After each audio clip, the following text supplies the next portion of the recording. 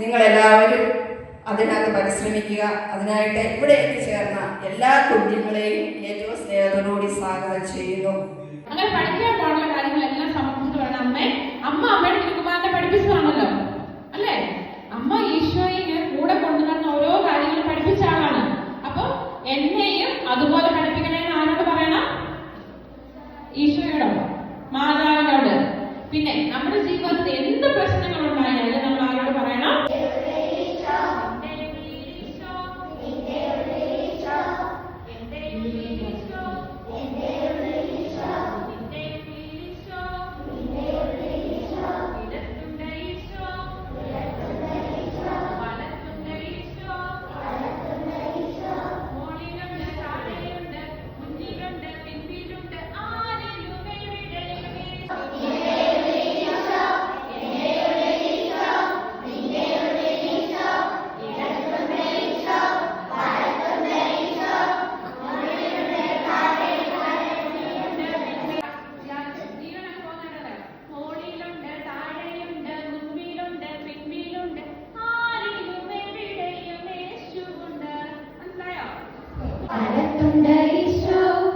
മുകളിലുണ്ട്, താഴെയുണ്ട്, മുൻപിലുണ്ട്, പിൻപിലുണ്ട്, ആരിലും എവിടെയും യേശുവുണ്ട്, ആരിലും എവിടെയും യേശുവുണ്ട്.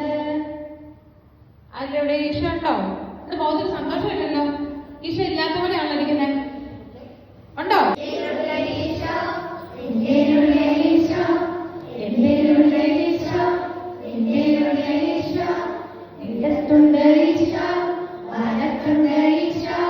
മുകളിലുണ്ട്, താഴെയുണ്ട്, മുൻപിലുണ്ട്, പിൻപിലുണ്ട്, ആരിലും എവിടെയും യേശുവുണ്ട്, ആരിലും എവിടെയും യേശുവുണ്ട്. ഒന്നുകൂടി കളിച്ചിട്ട് പോയാലേ.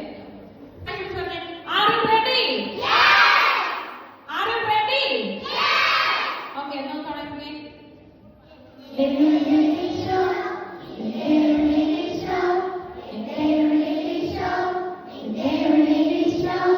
ഇടത്തുണ്ട് ഈശോ, വലത്തുണ്ട് ഈശോ, മുകളിലുണ്ട്, താഴെയുണ്ട്, പിൻപിലുണ്ട്, മുൻപിലുണ്ട്.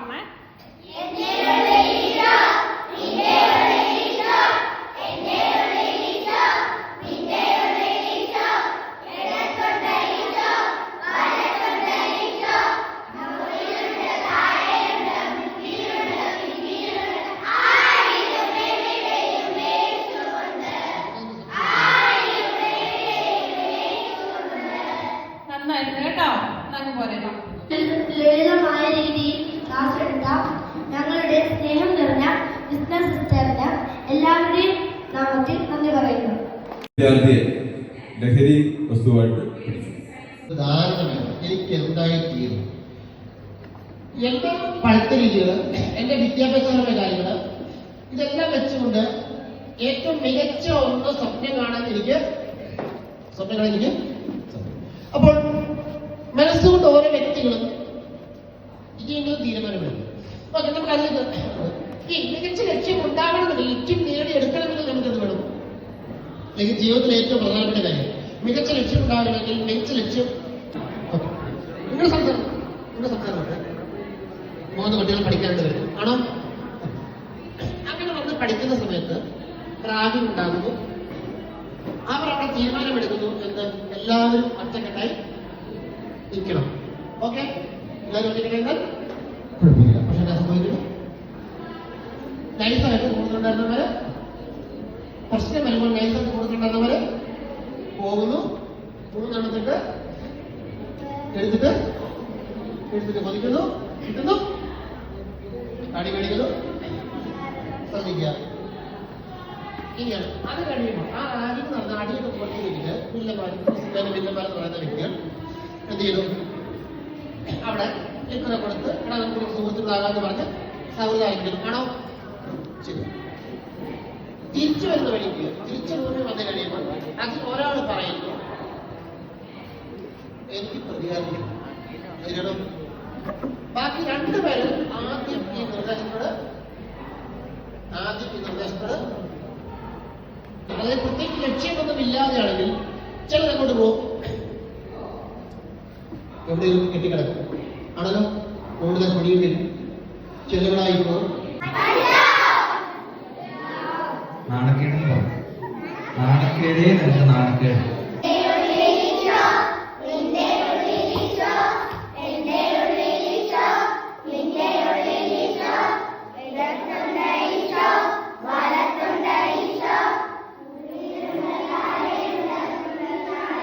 അഞ്ചാം ക്ലാസ് 6ാം ക്ലാസ് മുതലുള്ള കുഞ്ഞുങ്ങൾ 1ാം ക്ലാസ് മുതലുള്ള ഒരു സിസ്റ്റർ എന്നെ ഒരു പാട്ട് പഠിപ്പിച്ചായിരുന്നു. ഏത് പാട്ടായിരുന്നു?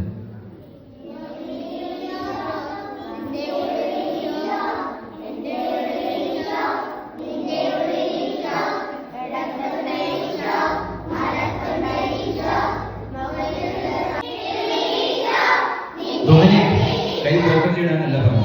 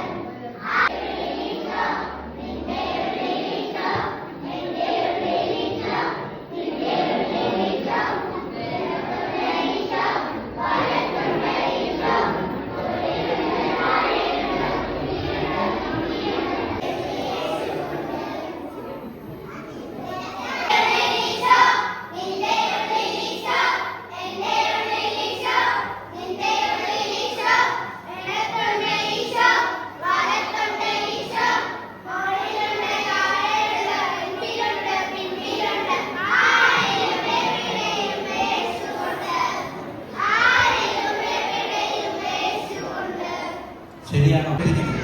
ഒന്നുകൂടെ പാടിക്കൊടുത്തേ.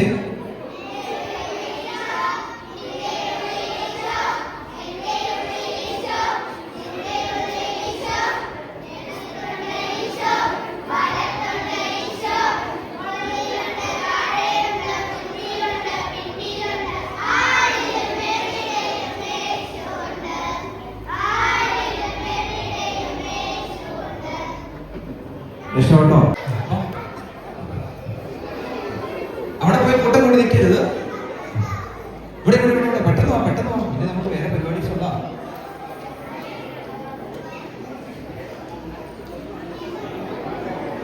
നിങ്ങൾ പാട്ട് പഠിച്ചില്ലേ?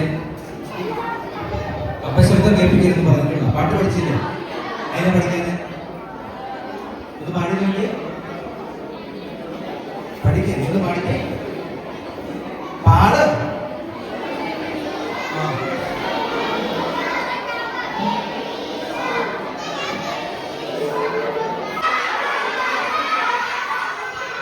ആരെയും ശരിയായിട്ട് ചെയ്തോ?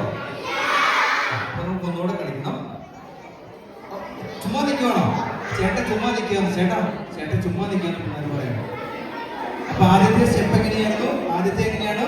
എന്റെ ഉള്ളിൽ ഈശോ എന്ന് പറയുമ്പോൾ എന്താ ചെയ്യണ്ടേ? എന്റെ ഉള്ളിൽ ഈശോ എന്ന് പറയുമ്പോ നിന്റെ ഉള്ളിൽ ഈശോ, നിങ്ങൾ പാടണ്ട, ഞാൻ പാട്ട് പഠിച്ചു. നിന്റെ ഉള്ളിൽ ഈശോ പറയുമ്പോൾ എന്ത് ചെയ്യണം?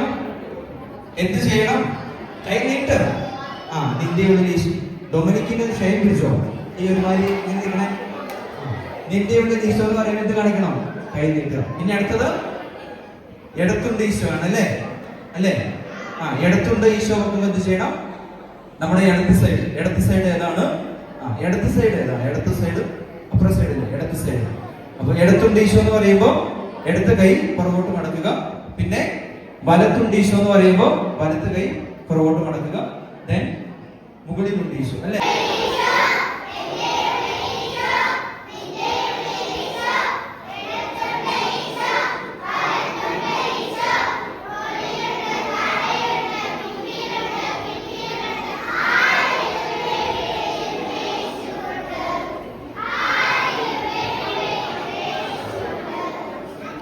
കുഴപ്പമില്ല, അല്ലേ?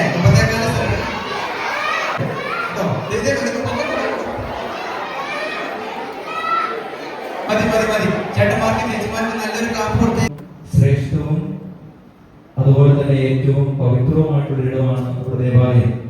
പക്ഷെ നമ്മൾ ഈ പ്രായത്തിൻ്റെതായ പെരുമാറ്റങ്ങളോ അല്ലെങ്കിൽ നമ്മുടെ തന്നെ ചില സംസാരങ്ങളോ ചില പെരുമാറ്റങ്ങളോ ഒക്കെ ഈ ദേവാലയത്തിൽ നിരക്കാത്ത രീതിയിൽ നമ്മൾ സംസാരിച്ചിട്ടുണ്ടാകും. നമ്മളെക്കാളൊക്കെ വിശ്വയിലേക്ക് കടന്നു പോകുമ്പോൾ ചിലപ്പോൾ നമ്മൾ ശിരസ്സം വയ്ക്കാനോ അല്ലെങ്കിൽ ദേവാലയമാണെന്ന് ബോധ്യമില്ലാതെ പരിസരത്ത് നമ്മൾ വ്യാപരിച്ചിട്ടുണ്ടാകും. മാമോദീസ തൊട്ടിലൂടെ ഓരോ ദിവസവും കുഞ്ഞുനാളിന് ബലിപീഠത്തോടും ദേവാലയത്തോടും വിശുദ്ധ കുർബാനയോടും ഒക്കെ സ്നേഹമുണ്ട്, ഇഷ്ടമുണ്ട്. പക്ഷേ താഴെയും ഞാൻ എവിടെയൊക്കെ വ്യാപരിച്ചാലും അവിടെയൊക്കെ ദൈവമുണ്ട് എന്ന് വിശ്വസിക്കാനും ഞാൻ മറ്റുള്ളവരെ കബളിപ്പിച്ചാലും എൻ്റെ മാതാപിതാക്കളെയും എൻ്റെ ഗുരുപൂതരെയും എൻ്റെ കൂടപ്പിറപ്പുകളെയും ഞാൻ കബളിപ്പിച്ചാലും എല്ലാം കാണുന്നൊരു ദൈവമുണ്ടെന്ന് വിശ്വസിക്കാം. ഈ ദേവാലയത്തിൽ നമ്മളായിരിക്കുമ്പോൾ ഒരു മണിക്കൂർ നേരം അല്ലെങ്കിൽ ഒരു അരമണിക്കൂർ നേരം, ഒരു 3/4 മണിക്കൂർ നേരം ദൈവ സാന്നിധ്യത്തിലായിരിക്കാനായിട്ടാണ് നമ്മൾ വിളിക്കപ്പെട്ടിരിക്കുന്നത്. ഒരു 2.5 മണിക്കൂർ സിനിമ നമ്മൾ എത്രമാത്രം ഇഷ്ടത്തോടു കൂടിയാണ് കാണുന്നത്, അല്ലെ? ഒരു 2.5 മണിക്കൂർ 3 മണിക്കൂർ സിനിമ നമ്മൾ ഒരു ബോറടി ഇല്ലാതെ നമ്മൾ സിനിമ കാണും. അതിനെ നമുക്ക് നമ്മൾ എന്താ ചെയ്യുന്നത്? കുരിശ് വരയ്ക്കുന്നതിന്റെ അർത്ഥം അറിഞ്ഞിട്ട് കുരിശ് വരയ്ക്കുന്ന എത്ര പേരുണ്ട്? സ്ഥലത്തിന്റെയും നാഥനും സ്രഷ്ടാവുമാകുന്നു, പിതാവും പുത്രനും പരിശുദ്ധാത്മാവുമായി സർവേശ്വര എന്നേക്കും. സർവാധിപനാം കർത്താവേ, നിൻ സ്തുതി ഞങ്ങൾ പാടുന്നു. ഈശോനാഥാ, വിനയമോടെ നിന്നെ നമിച്ചു പുകഴ്ത്തുന്നു. മർത്യരു നിത്യമഹോന്നതം ലോകം മുഴുവനിലും സഭയിലും അവൾ തൻ തനയരിലും നാഥൻ വരനിര ചൊരിയട്ടെ, ഇപ്പോഴും എപ്പോഴും.